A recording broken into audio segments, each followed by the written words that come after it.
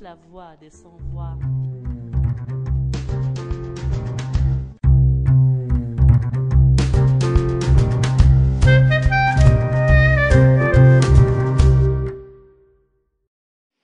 Bienvenue à nos auditeurs, vous êtes sur Radio des Sans-Voix et ce numéro est consacré au procès de Zoher Kdem, activiste du Hirak condamné à 1 an de prison ferme pour incitation à attroupement non armé et publication pouvant porter atteinte à l'unité nationale.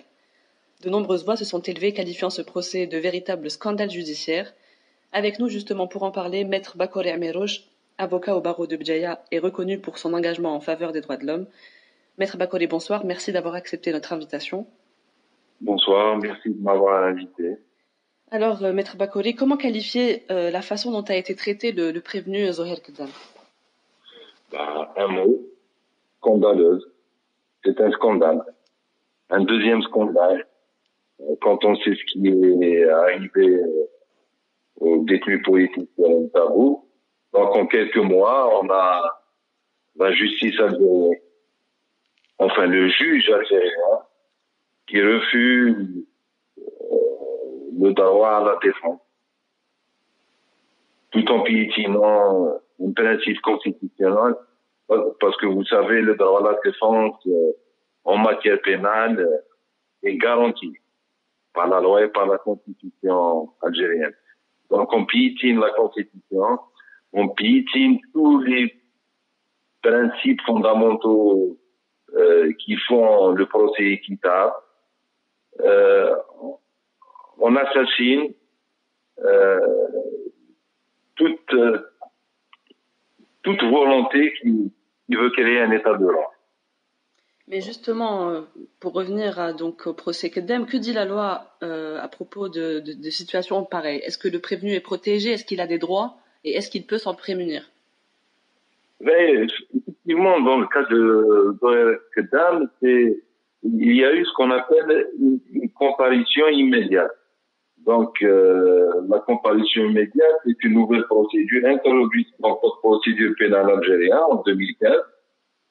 Donc, l'article 339 bis 5 stipule que le juge, au moment de la comparution, doit avertir le prévenu qu'il a le droit de préparer sa défense. Donc, en grosso modo, de prendre l'assistance d'un avocat pour se défendre.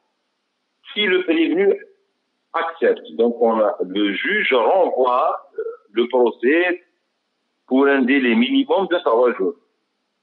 Si le prévenu accepte, donc le juge peut entamer le procès. Dans le cas de Zoher Kdem a demandé un délai pour préparer sa défense. Les avocats de Zoher Kdem ont aussi demandé un délai pour étudier le dossier. Mais la juge, a refusé de leur accorder ce droit qui est dans la procédure. Et dans ce cas-là, qu'est-ce qu'il est possible de faire pour les avocats, pour le détenu? Comment est-ce qu'il peut s'opposer, entre guillemets, à la décision arbitraire du juge ou de la juge dans ce cas? Vous savez, cette question est très pertinente parce que dans un état de droit, on ne pose pas ce genre de question. Donc, vous posez cette question parce qu'effectivement, on n'est plus dans un état de droit.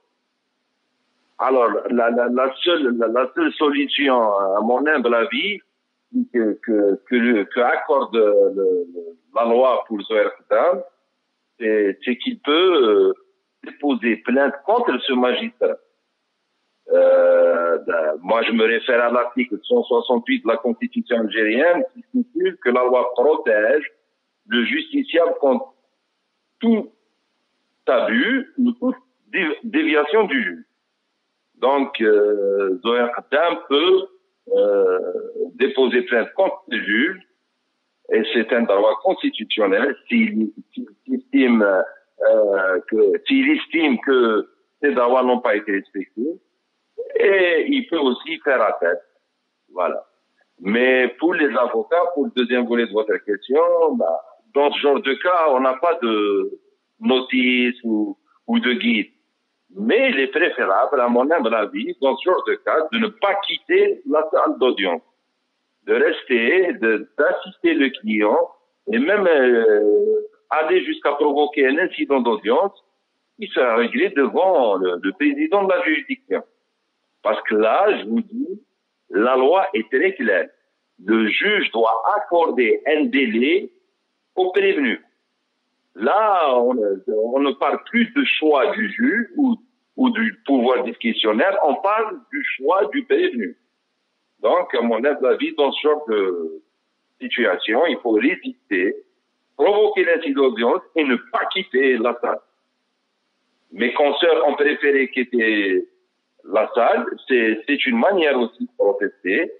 Elles ont dénoncé cet abus avec une vidéo qui a été partagée dans les réseaux sociaux. C'est une manière aussi de réagir.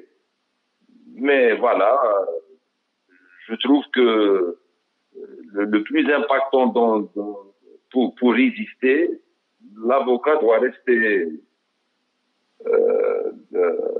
assister son client et dénoncer cet abus dans l'audience même, à l'audience même. Et utiliser tous les recours que la loi nous offre, en définitive. Oui, c'est ça. Je vous dis une fois, on n'est pas dans des situations complètement normales. Ça, vous voyez, quand on parle de loi, qu'on a des recours,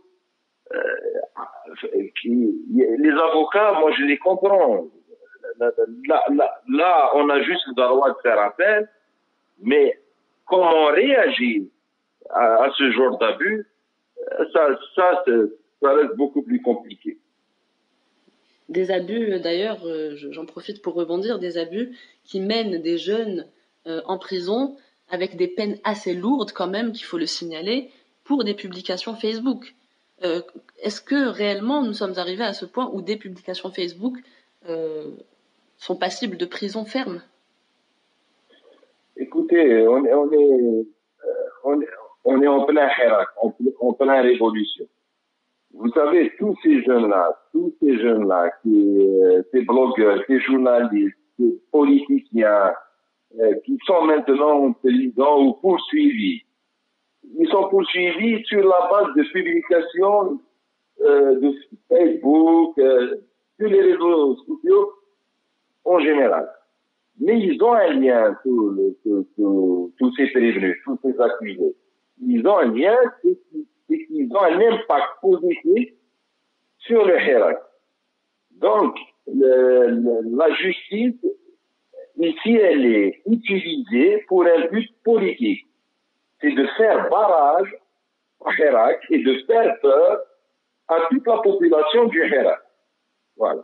Donc, est-ce qu'elles sont fondées, ces poursuites? Bien sûr qu'elles ne sont pas fondées.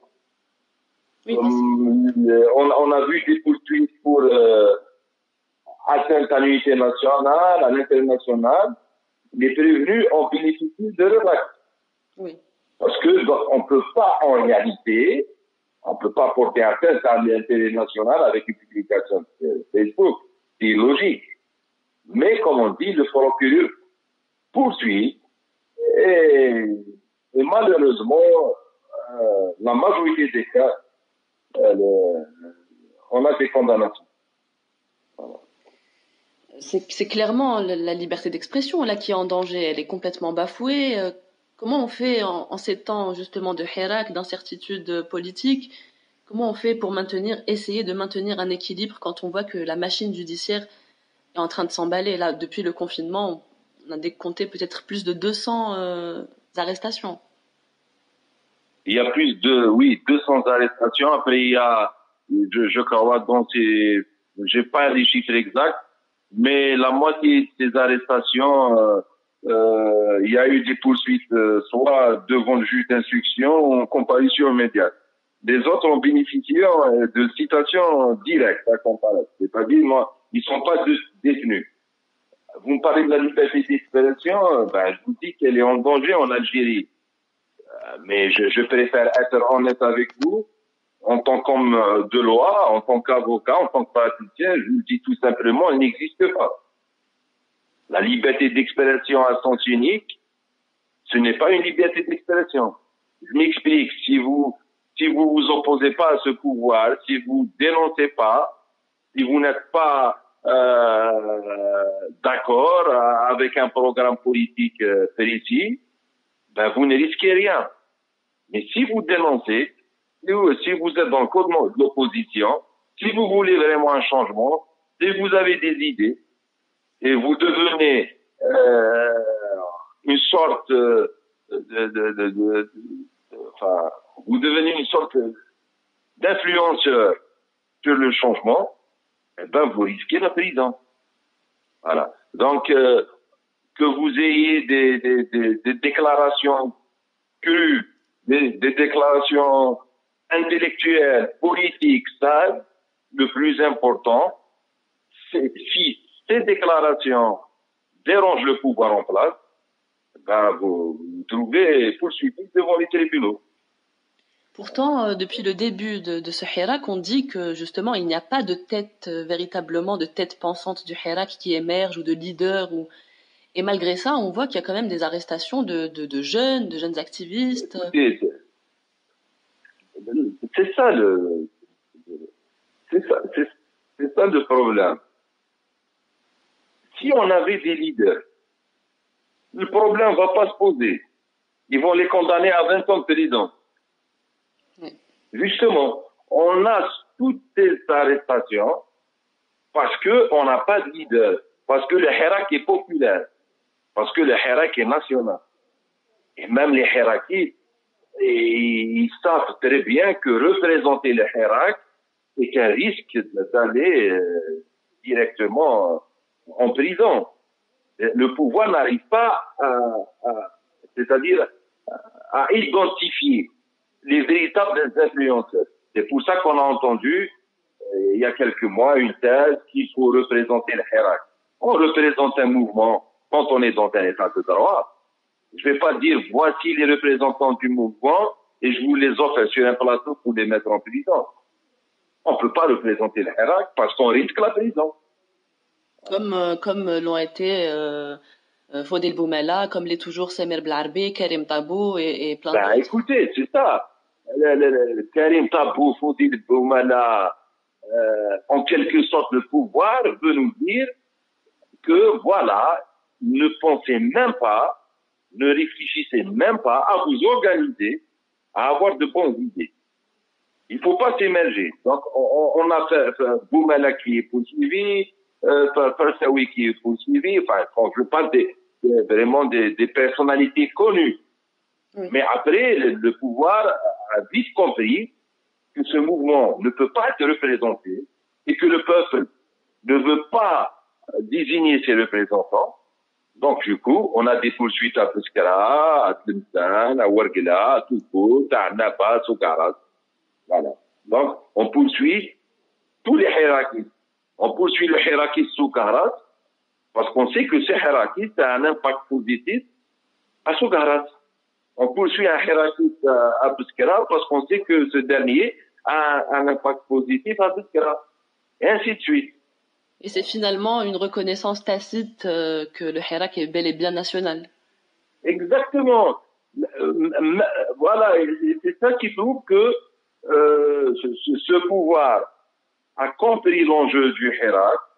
Il sait qu'il est national, mais il a choisi la voie de la répression. Et la voie de la répression n'apporte rien. N'apporte pas de résultats concrets et ne travaille pas dans l'intérêt de l'Algérie. Voilà. Donc, voilà. Et pour en revenir à Zoher Qadem, quelle est la suite pour lui? Ses avocats vont faire appel. Est-ce que vous pensez qu'il y a une chance que la décision soit allégée, que la peine soit allégée plutôt? Peut-être. Parce que vous savez, moi je vous le dis, c'est vrai qu'on n'a pas une justice indépendante. Ce qui nous mène, qui nous pousse à dire, et c'est légitime de le dire, on n'a plus confiance en notre justice, en notre système judiciaire. Donc, est-ce que sa peine va être allégée? je ne peux pas vous répondre. Peut-être que si les avocats demain plaident devant un juge qui va vraiment trancher sans pression interne ou externe, peut-être que sa peine sera allégée, parce que même si on n'a pas fait de droit, des publications sur Facebook ne méritent pas une amnistie d'enfer. C'est impossible. Bien sûr. La diffamation, elle peut être condamnée par une amende. Voilà, mais l'intérêt national et tout ça, comme on dit, c'est des chefs d'inculpation fictifs. Surtout parce que jusqu'au jour d'aujourd'hui, aucun magistrat, aucun avocat ne peut définir c'est quoi l'intérêt national, d'après le code pénal algérien. L'article 96 du code pénal est complètement flou concernant l'intérêt national ou l'unité nationale. Donc, si on est devant une juridiction composée de juges qui vont travailler que le dossier, je pense que Keddam peut s'en sortir. Voilà. Donc, heureusement, parce que dans tout cela, même si comme je vous l'ai dit, la justice n'est pas indépendante, mais on trouve toujours des magistrats indépendants. Voilà, il ne faut pas faire l'amalgame entre l'indépendance de la justice et l'indépendance du juge. Voilà. Donc on peut quand même être chanceux et tomber sur un juge qui travaille en son âme et conscience. Bien sûr. On a eu le cas de la juge de Annaba, donc la première poursuite sur l'emblème amazien. Oui. C'est un magistrat qui a ordonné la relaxe pour le DCE. Et aussi la juge de Moustahane. Il y a eu des juges à Baïnem.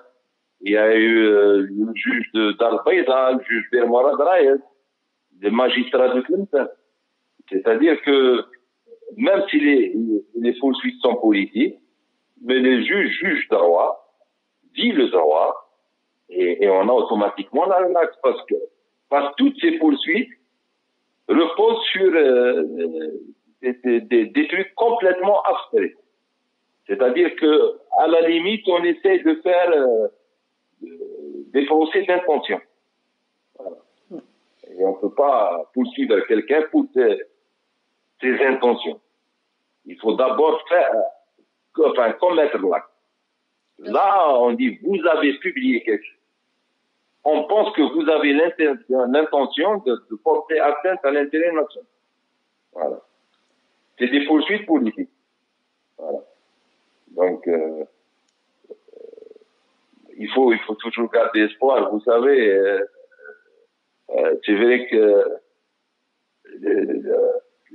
le peuple algérien a récupéré une certaine dignité, et c'est la dignité de dire non. Ça fait plus de 20 ans que le peuple algérien n'a pas dit non en masse comme ça. Donc déjà c'est une bonne nouvelle. On voit différentes wilayas où différents jeunes protestent, mais ils protestent pas pour atteindre un objectif politique ou prendre des fonctions ou créer un parti. Ils protestent contre l'injustice. Ils protestent pour avoir un état de droit. Donc ça, c'est un acquis qui nous pousse à continuer à défendre ce genre de prévenus. Voilà. Et vous en savez un